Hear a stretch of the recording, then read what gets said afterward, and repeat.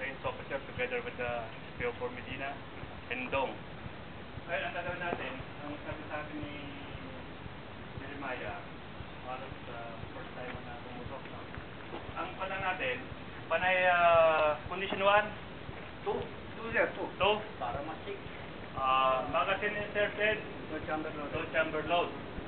Ngayon, pag puputok kayo, itong downrange, uprange. Kung anong sabihin ng RO, pakinggan nyo. Kung katulad doon sa kabila, may takbo-takbuhan doon eh. Pag pumutok kayo, wag ganon. Pero nyo lang sa katawan nyo. Tapos nyo. Pagkatakbo kayo. Akala naman, pag kung saan kayo papunta, ito kung saan kayo papunta, ito yung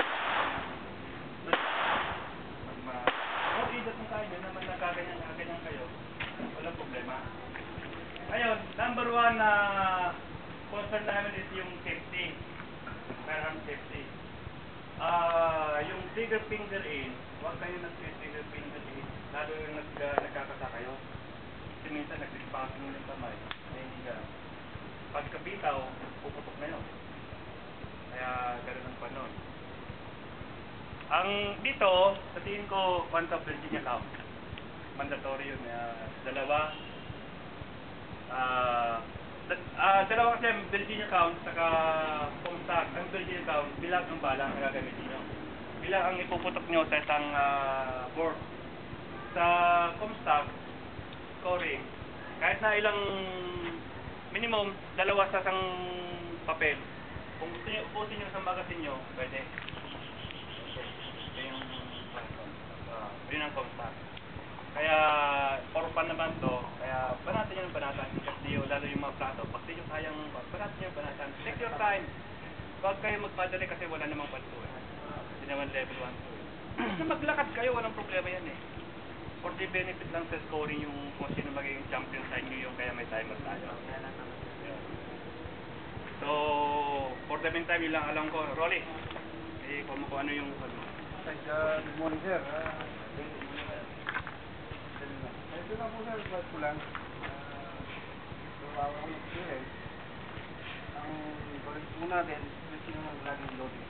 Pag po natin pupunod. Pag na-placing na sa backstop. Yan po. Pangalawa, katulad natin kernel, always finger out. Pag nagta-travel po tayo, pasok po yan. Kasi once na mag-travel tayo at napasok po ang kamay, may accident po nangyayari. Lalo kung matitisip tayo, madudulas, boom! Lapit po yan. Pangalawa, pag puputok tayo dyan, tingnan po natin, baka mamaya may nag-safe pa. Bigla po natin putukan. Madisgrasya. Iwasan po natin yun, sir. Ma'am, iwasan po natin yan. Now, doon po sa pagda-travel natin, ang position po ng kamay, kung sinabi ni Kernel, always, so, finger out, kung saan po tayo pupunta, nandun po yung baril. Pagpapasok po tayo sa kaliwa, kakanan tayo, dito po. Ganun po lang natin. Finger out. Ganun po yan, sir. Always, use your front side as your right. Alam po ninyo, pagdating sa malapit, wala problema, ito po ninyo baril, ito po yung tama. Paano po yung parte ng malayo na? Kailangan po gamitin natin ang front side at rear side. Paano po natin gagamitin? Katulad po nito lang ito. Meron pong hawang dito sa gitna. Papasok po namin yan doon. Yan po ang itatarget natin doon sa papel. Gitna.